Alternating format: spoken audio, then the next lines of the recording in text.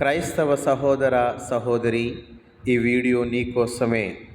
మనము బాప్టిజం తీసుకున్న తరువాత, యేసుక్రీస్తు వారిని రక్షకుడిగా అంగీకరించిన తరువాత, మనము చేసే ప్రతి తప్పులు, ప్రతి పాపము ప్రభువుని విచారణ చేస్తాడు అని దేవుడు స్పష్టంగా చెబుతున్నాడు.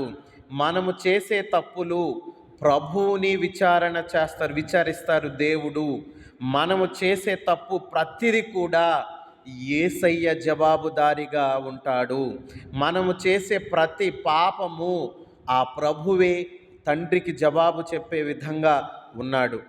దేవుడు స్పష్టంగా ఏ విధంగా చెబుతున్నాడు అంటే, ఆదికాండము 9వ అధ్యాయము 5వ వచనం ఒకసారి స్పష్టంగా చూద్దాం.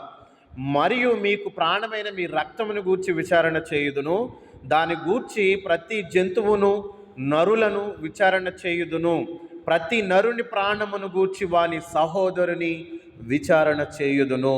మనము చేసే ప్రతి తప్పు పాపము ఆ యేసయ్యే లెక్క చెప్పాలి ఆ తండ్రికి. అందుకనే మౌనముగా, అందుకనే సిలువ యాగాన్ని అంత ఇష్టంగా భరించి, నీ కోసం నా కోసం మన అందరి కోసం ప్రభు రక్తాన్ని చిందించి తన ప్రాణ త్యాగాన్ని మనకందరి కోసము ప్రాణం అర్పించాడు.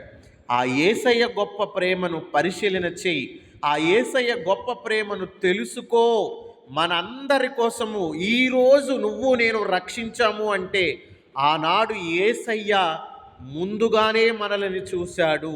నువ్వు నేను రక్షించబడాలని తన ఇష్టముతో తన ప్రాణాన్ని ఆ సిలువ యాగములో ఇష్టపూర్తిగా ప్రాణత్యాగం చేశాడు.